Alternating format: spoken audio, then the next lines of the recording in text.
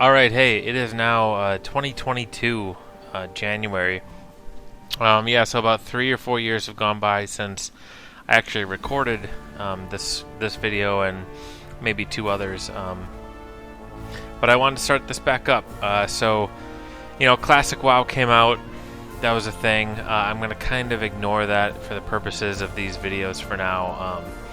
But I guess I'm just going to hit play here. So, basically, yeah, we're doing Ironforge today. So, when I'm first looking at this place, I'm thinking about all the architecture, and I can get into that more. But I'd say most of my WoW time, or at least a lot of it, was spent outside here watching duels. I always loved 1v1 battles here. So I was a warrior, and I guess, for better or for worse, I don't know. I guess as a warrior, I liked dueling. It was always a chance to kind of test your abilities versus other players and all that. I'm going to pause it right here before what I'm about to say because I have a little more to talk about. Yeah, because, with dueling different classes, at least as a warrior, and I didn't have a ton of experience with this as other classes besides maybe Paladin, and I mean, I got a lot to 60, but we'll just say for warriors, mages was a big one where, they'd do their Frost Nova, but then you'd kind of want to, if you were smart, you'd save your intercept before or for after they did Frost Nova, but then if they were smart, they would not do Frost Nova until you intercepted and blinks and like timing of everything. So I feel like either dueling as a warrior or against a warrior was kind of the main, kind of like the yardstick of like how good am I as a player, as a class. Hunters had traps. It was hard for everyone to. Balancing warriors must have been hard as a developer, but one memorable thing that I'm going to get to here as I unpause is there was a guy I think named Paranoid. It was a bald black human warrior, and he always had pretty good gear, pretty good weapons. I think the name of the weapon escapes me again. It's been a couple years, but so when two warriors would duel each other, then you had a different. Couple different things you could do, but the one main thing where if one warrior disarms another warrior, it's kind of bullshit. Just because it's like, okay, we both could do that. In hindsight, maybe it wasn't that big of a deal, but because there was an attachment you could get that was like the weapon chain, so you could make your weapon not be able to be disarmed. So I think in practice, most warriors did not use disarm when dueling another warrior. But this guy, Paranoid, I just remember we're out front in Ironforge here, dueling, and someone disarms him, and mid duel he stops fighting and types in pussy. And then continues to duel, and I believe, if my memory serves me correctly, wins. So yeah, that was one good one. There's another whole thing with the guy named Light's Edge and Ignifera. I'm sure nobody that's ever going to watch this is going to know what I'm talking about. You might be able to Google it. Light's Edge with a Z. But yeah, Ironforge. It's basically the dwarven hideout. Pretty cool architecture. And yeah, I lost the original audio for this, so I'm just having to go over it. This must be like default things in the auction house because I'm on a private server right now. So it's kind of interesting to see what's in there. A lot of people spent a lot of time in the auction house, and I guess realistically talking about what you spent the most time doing, probably dicking around in Ironforge, or if you're Horde, dicking around in Orgrimmar. Just jump in between these pillars, standing outside the mailbox. I mean, there could be hundreds of people out here. It was kind of just, you're hanging out, you'd see some people with the best gear, and you'd be like, holy shit, how do I even get that, So yeah, iconic location. Yeah, selling gear up there.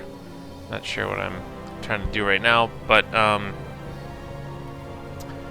yeah, just hanging out on this bridge and going to the auction house, talking to people, finding guilds, rumors. Like it was such a. They very much captured like a social. Before social media was even a huge thing. I think hanging out in your server's, main city was a big one. Yeah, I mean, I could talk for hours about that, but yeah. All right, so I was gonna pause, but I'm gonna hold off, see what I end up doing here, because I kind of forgot. So, after your raids, you'd go sell shit over there. That was, it's always one of the things with these cities is it's so cool to just, they put some sort of care and effort into like making shops and making it feel like a city. So, even though not a lot of people went to these shops, except for a specific quest or something, it's cool that they're there. I was a blacksmith, actually, as my first character, so I don't think I ever did anything that required this forge. I think you had to, like, come here to make, I don't know, Hand of Rag or, some other very important items. It's like you gotta do it at the Great Forge. And then... yeah, there's this dude. I feel like no one really gave a shit about this guy. I didn't know about the lore too much, but I don't think he was. I don't know. I'm not a lore guy, but not too integral to all that. So yeah, what's where are we going now? Oh, there was the mage place over there. I guess I just had to go somewhere else. Here's where you all fly in. Oh, is this a bar? I must be going to the bar. Why else would I go in here? Yeah, it would be cool.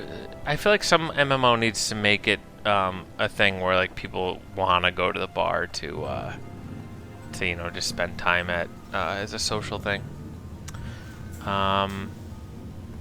Yeah, this I think was just for like mages and those types of classes to mages and priests to like gain skill ups. We already went to Nomergon. I was just kind of watching that video. But yeah, I mean, a very cool idea for a city, and the fact that it was connected via tram to Stormwind, which I don't know, I guess the Horde didn't. I feel like they had something I can't remember.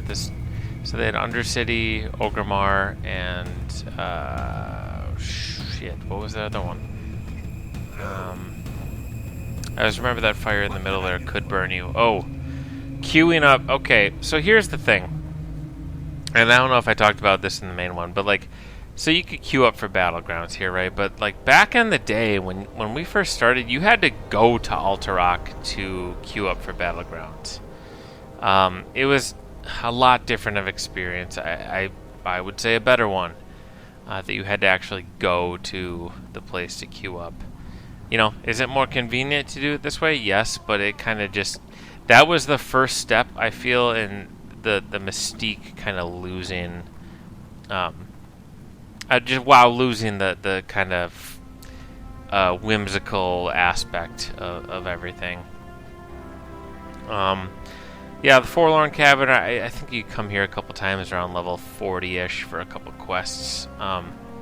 It is kind of interesting, this big thing. I know it's probably for some quest, because I vaguely remember fighting a monster that comes out of there, but can't really remember. Mystic Ward, yeah, I guess I'm just kind of buzzing through here now, but definitely a cool city. You'd always fall into these pits here. I'm trying to remember. I don't think you lost damage. You might have, though. Like, something in my brain is telling me that you could lose damage by standing in there. But, actually, overall, like, it is awesome, but I kind of wish it wasn't... well, I shouldn't say that. It was a cool Alliance city. I always wish that the other cities were just as accessible as Ironforge. Like, why couldn't in Darnassus be like the main city or Stormwind? But yeah, definitely probably most of my time in game was spent standing on this bridge, jumping around, um, you know, talking shit to people. So, all right, well, that's all I got for Ironforge. I'll see you in the next one.